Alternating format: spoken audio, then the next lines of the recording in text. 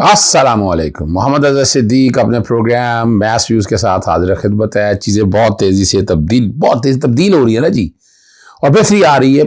मैं इसको बेहतरी की नज़र से देख रहा हूँ। आपको पता है लंदन से दुबई तक का लंदन प्लान जो है वो दुबई पहुँच चुका है, और सारे सियासी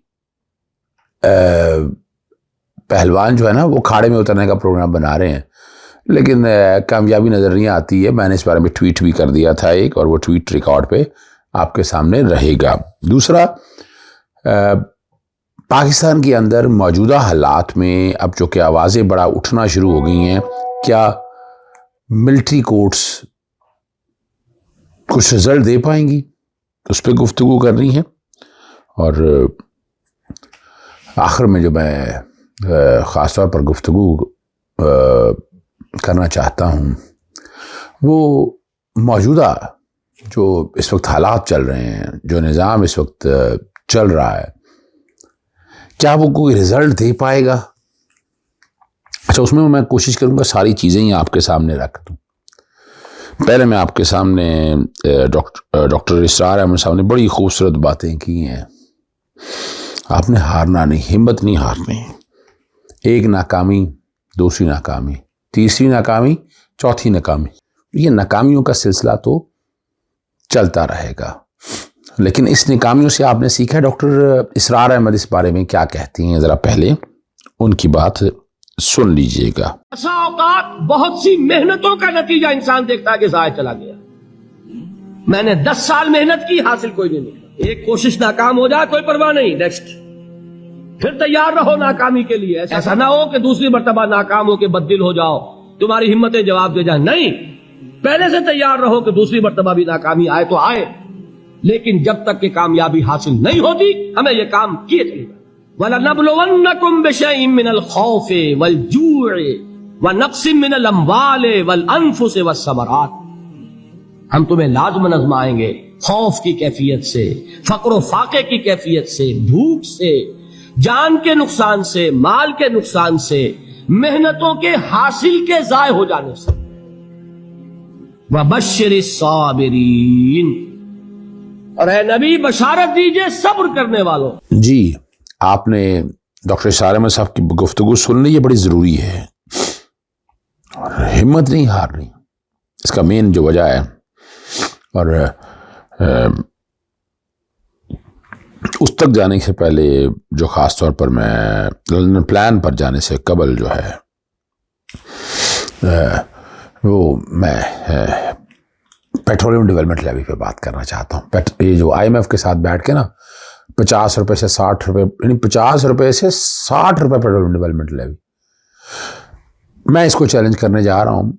डाटा मैंने सारा इकट्ठा कर दिया। पेट्रोलियम डेवलपमेंट से नाम जेन में रखिएगा, पेट्रोलियम डेवलपमेंट लेवी। आप तो सारे का सारा करते हैं इंपोर्ट, मैक्सिमम इंपोर्ट करते हैं, तेल आता है रिफाइन करके दे देते हैं। ये पेट्रोलियम डेवलपमेंट बेसिकली उन एरियाज में जाना है कि जहां आप तेल एक्सप्लोर करते हैं, एक्सट्रैक्ट करते हैं, और आपको इस हवाले से अगर शेल की कहानी गूगल पे सर्च करें, कहाँ से ये केरोसिन ऑयल से मामला शुरू हुआ और ये कितना बड़ा माफिया, और नाइजीरिया में जो कुछ हुआ और जितना नुकसान दिया, ये रिकॉर्ड के बात है। और बड़ी बड़ी जद्दोजहद है उसमें, बड़ी कुर्बानियां हैं। तो यहाँ पेट्रोलियम डेवलपमेंट लेवी का मकसद ये है कि जिन इलाकों में आप पेट्रोल एक्सप्लोर कर रही हो, एक्सट्रैक्ट करना चाह रही हो, कुएं की खुदाई शुरू हो गई हो, तो उस इलाके की आपने डेवलपमेंट करनी है, और ये पैसा सारा वहाँ जाना। आज तक कितना पैसा इकट्ठा हुआ, कहाँ खर्च हुआ, किस तरह खर्च हुआ, यानी कौम को बेवकूफ़ तरह बनाएं। पहले कौम को चक्की में पीस रहे हैं, आप बैठकर अपने तरले ख़त्म नहीं कर रहे हैं, करप्शन ख़त्म नहीं हो पाई, लूट मार चल रही है, आवाम के लिए भला कोई नहीं किया, और ऊपर से आप और बोझ डालते जा रहे हैं इस कौम के ऊपर। तो ये तो बोझ नहीं बर्दाश्त होगा। इसको पेट्रोलियम डेवलपमेंट लेवी को जो मैं चैलेंज करने जा रहा हूँ, मैंने टीम के जिम्मे ड्यूटी लगा दी है।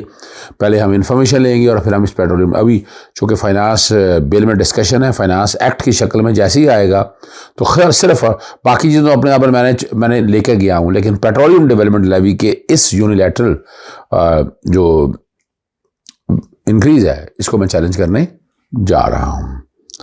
ये मैं सिर्फ आप लोगों की नॉलेज के लिए मैंने कहा मैं बताता चलूँ आपको, और ये ज़रूरी है समझने के लिए कि क्या वाकई ही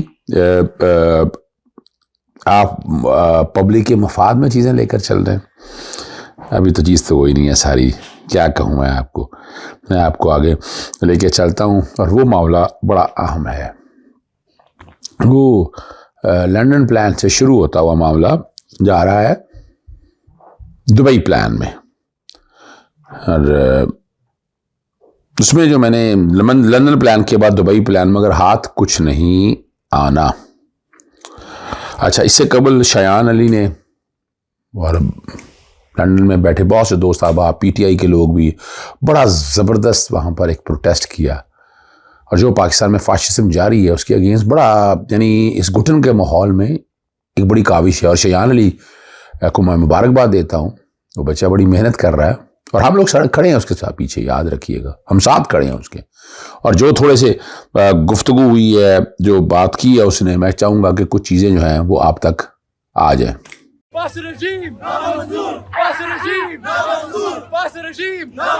पाकिस्तानियों, आप लोग तैयार हो मार्च के लिए?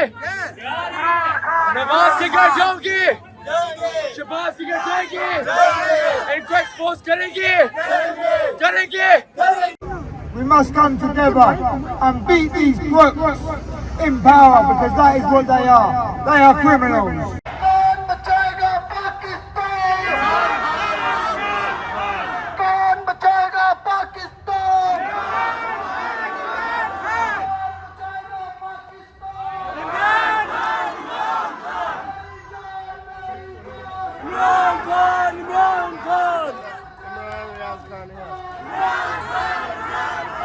जी, आपने शयान अली की गुफ्तगू सुन ली उन चीज़ों में, और काफ़ी चीज़ें आप लोगों को समझ आ गई होगी लंदन में ये।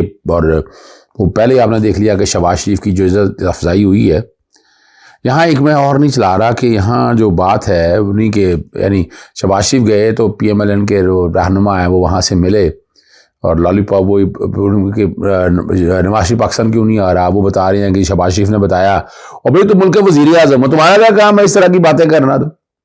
तुम किस कैपेसिटी में वहाँ बैठे बातें कर रहे हो? शहबाज शरीफ किस कैपेसिटी में?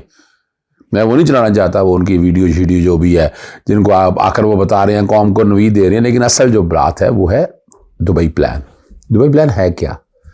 दुबई प्लान ये है कि पाकिस्तान के अंदर नवाज शरीफ को अगर लेकर आना है तो नवाज शरीफ की सज़ाएँ सारी ख़त्म करनी है, हर चीज़ और ग्राउंड फ्राहम करनी है, और ये इतना आसान काम नहीं होगा। फिर इमरान खान के अगेंस्ट क्या लाएमल तय करना है वो उन्होंने देख लिया, सारे तजर्बे करके देख लिए, दबा कर देख लिया। लेकिन उन्होंने देखा कि इमरान खान तो अवाम में ज़्यादा पजीराई हो गई है।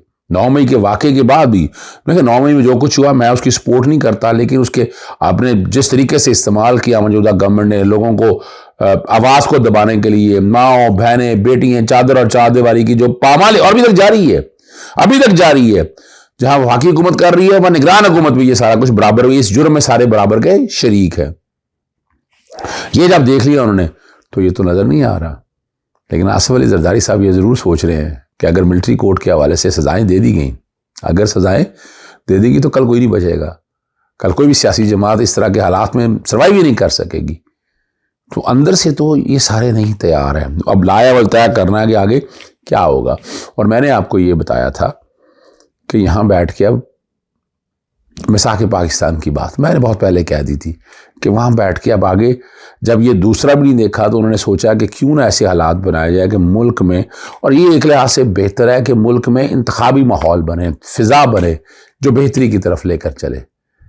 ठीक है ना जी, जो बेहतरी की तरफ चीज़ें लेकर चले, और इससे आपको फ़ायदा होगा, इस मुल्क को फ़ायदा होगा। मुल्क को बहुत नुकसान दे दिया इस सारे इमरान को बाहर साइफर के प्रोजेक्ट के वजह से, इस मुल्क को बड़ा नुकसान हुआ। उन्होंने क्या फ़ायदा देना है, उन मुल्कों ने क्या फ़ायदा देना है? मैं वो नहीं चलाना चाहता। हामिद मीर ने जो जनरल बाजवा साहब के बारे में कहा है सुन लीजिएगा, खुद कश्मीर पॉलिसी पे क्या कुछ कहा है वो रिकॉर्ड का हिस्सा है, मैं उसमें कोई ऐड और माइनस नहीं करना चाहता, सिर्फ रिकॉर्ड के ऊपर चीज़ें मौजूद है। तो अब दुबई प्लान में ये बेहतरी की तरफ मैं बता रहा हूँ आपको। मैं समझता हूँ दुबई प्लान को शायद बेहतरी की तरफ चीज़ों को लेकर जाए इस मुल्क के लिए। लेकिन उसमें अगर इमरान को माइनस करने जाएंगे फिर कोई कुछ नहीं मिलना आपको। तो थोड़ी सी उम्मीद है, थोड़ी सी किरण जो है ना थोड़ी सी नज़र आ रही है। ये इसी में मुल्क की भलाई है। इमरान खान को या PTI को माइनस करके आप कुछ नहीं हासिल कर सकते। और अदालतों के बारे में क्या हालात हैं, मुख्तलिफ दरखास्तें हैं, वो सुबह के प्रोग्राम में बात करूँगा। इजाज़त चाहता हूँ। अस्सलाम वालेकुम, अल्लाह हाफ़िज़। पाकिस्तान जिंदाबाद।